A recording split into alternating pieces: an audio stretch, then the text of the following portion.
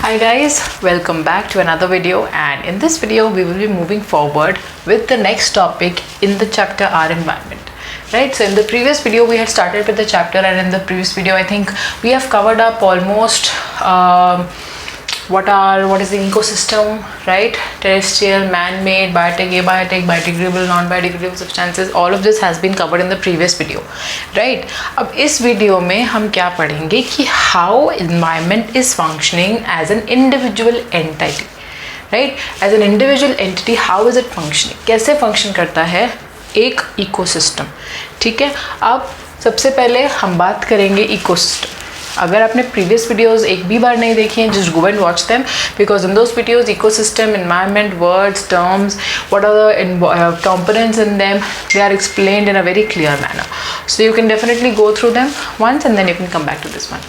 So now let's get started with this video. All of you now listen very carefully, okay?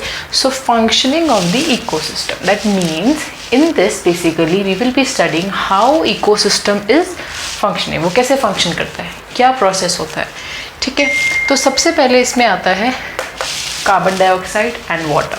अब सबसे पहले आपको mind में क्या रखना है कि न्यूट्रिएंट पूल जो होता है हमारा, nutrient pool, right? Nutrient pool basically consists of soil, air, water, right? These are basically the nutrient pool. So इस nutrient pool से when carbon dioxide and water, they are taken up by the producers. तो सबसे पहले आपको दो तीन words जो हैं you have to know the meanings of those words. Okay, so producers basically are the plants, right, which are able to produce their own food, right? So producers will be the plants, they are able to produce their own food, the green plants, right? Consumers जो होते हैं वो produce नहीं कर पाते, they are just consuming the food, so that is why the name is given consumers. ठीक है, then comes decomposers. अब डिकम्पोजर्स क्या होते हैं? After the death of the producers as well as the consumers, decomposers they feed on them, right? And then they convert that dead bodies, the flesh, into minerals and bring it back to the soil. ये जो conversion process होते हैं ये सारे nature में हो रहे हैं. So that is why just pay attention to what I am saying right now. The functioning of the ecosystem.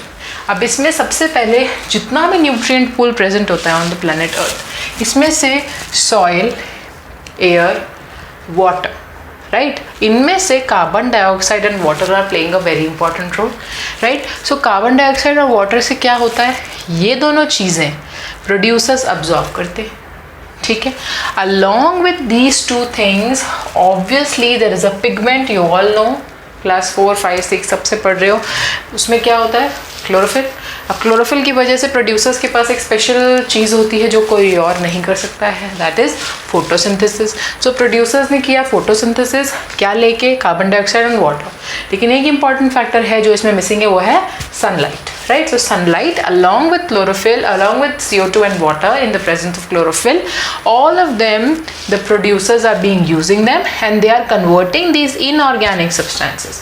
अब inorganic substances कौन से होते हैं? Carbon dioxide and water.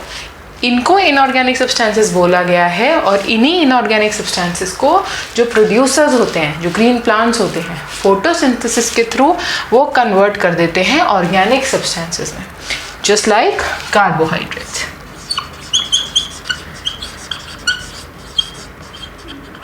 जैसे कि हमने आई थिंक प्रीवियस क्लासेस में आपने पढ़ा होगा कि यूजुअली जितना भी स्टोर्ड फूड होता है प्लांट्स में, what ever food is being produced, it is in the form of carbohydrate, simplest glucose, ठीक है? ग्लूकोज में ये हमारा प्रोड्यूस हो जाएगा.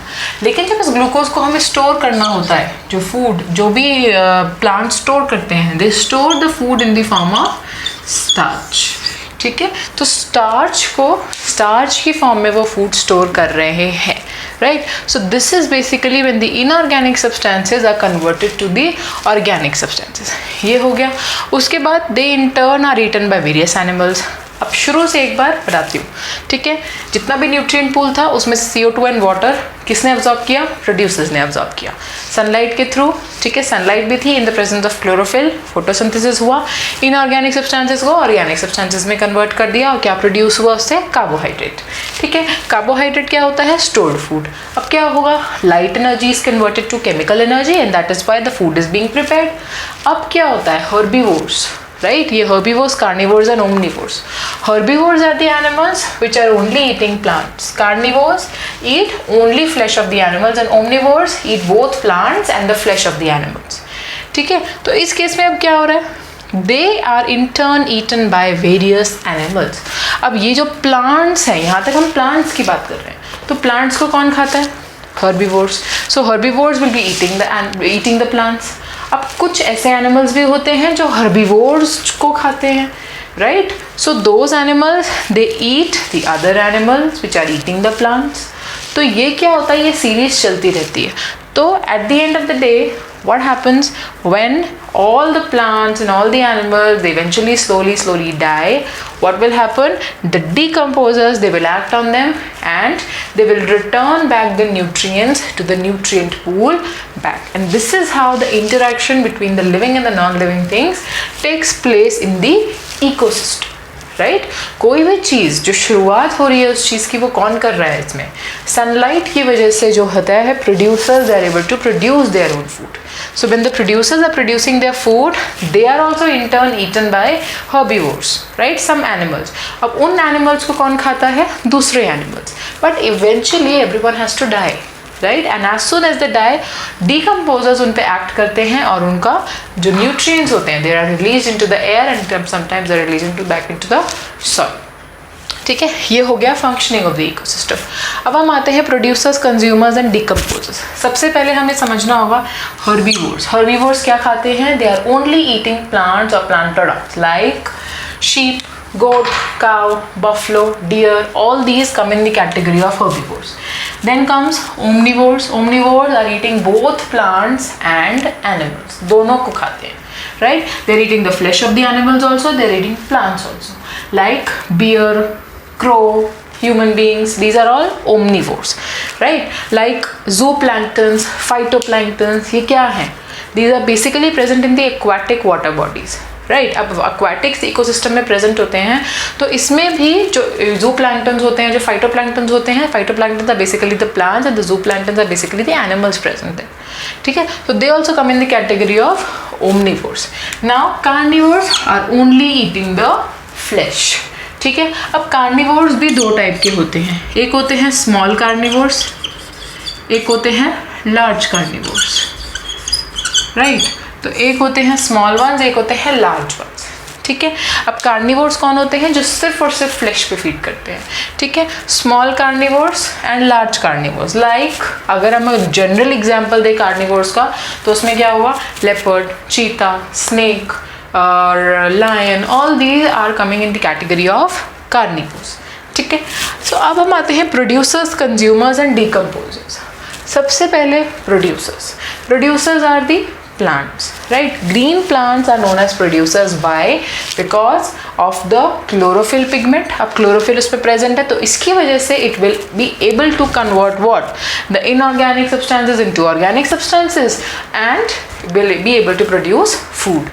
ठीक है, so in the presence of sunlight, the producers they produce the food with the help of water, carbon dioxide, right, along with sunlight, with the help of chlorophyll, and then this produced food is in the form of glucose, and when this food has to be stored, it is stored in the form of starch, right? Now next is consumers. अब consumers word से ही समझ में आ रहा है क्या बोलना चाह रहा है वो. consumers means which only consume, they cannot produce. ये भाई खुद नहीं बना सकते हैं कुछ भी. ठीक है, प्रोड्यूसर्स कभी कभी किसी और का नहीं खाते, प्रोड्यूसर्स खुद ही प्रोड्यूस करते हैं. लेकिन consumers they can not make their own food, right? इनके पास खुद का कुछ नहीं होता है, ये दूसरों पे ही डिपेंड करते हैं always, whether it is a top consumer और whether it is a large consumer, whether it is a carnivore. ये खुद नहीं बना सकते, right? So they will definitely feed on the other. They either feed on producers or they feed on small animals. अब देखो consumers में भी तीन टाइप हैं, प्राइमरी, सेकेंडरी एंड टर्शरी। ठीक है, अब ये जो 3 टाइप्स हैं, सबसे पहले प्राइमरी कंज्यूमर। प्राइमरी कंज्यूमर मतलब जो सबसे पहले किसी चीज़ को खाता है, राइट। अब सबसे पहले क्या बनता है? सबसे पहले प्रोड्यूसर होते हैं। ठीक है, कौन हेल्प करता है इनको फॉर्मेशन में? सनलाइट। अब सनलाइट की वजह से ये ग्रो कर रहे हैं, अब सनलाइट की वजह से ही ये फूड बनाते हैं। इनके अलावा there is nothing on this planet earth which is able to produce its own food.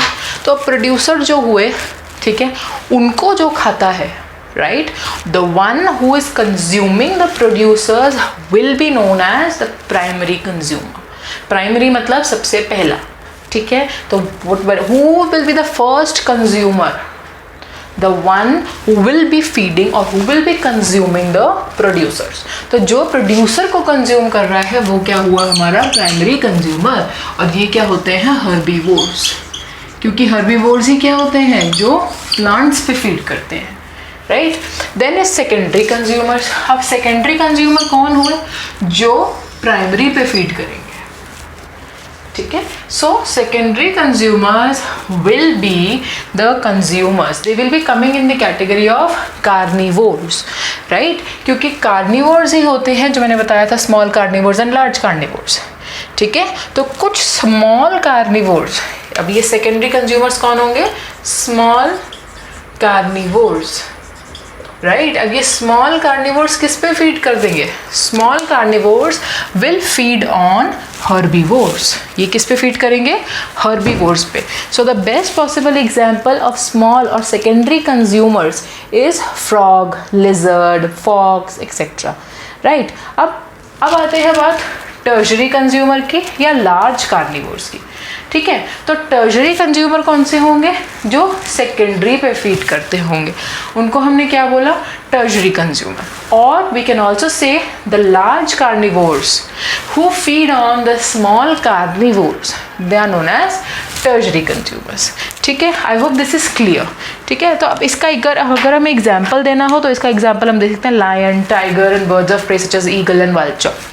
ठीक है, उसके बाद आता है डिकम्पोजर्स।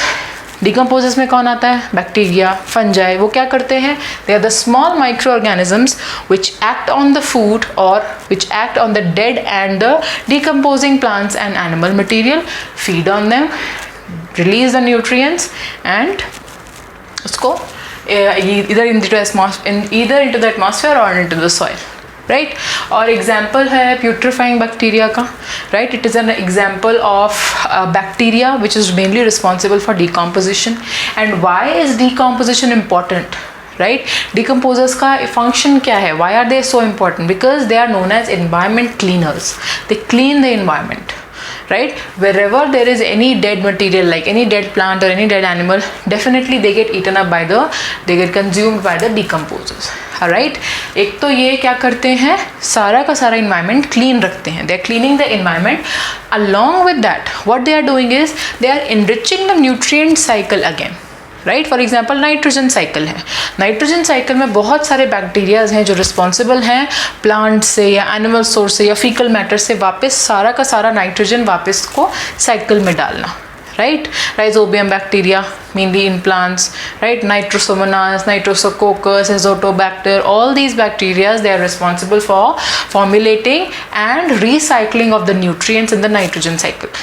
तो इनका main function decomposers का क्या है? क्यों important है decomposers? They basically clean the environment. और second point क्या होगा? That they basically send all the nutrients, enrich the nutrient pool again and again. Right? So this is all about the functioning of the ecosystem, producers, consumers, decomposers. In the next video, we'll move to food web and food chain. Right? So stay tuned for the next video, guys. Until then, take care. Do not forget to like, share and subscribe.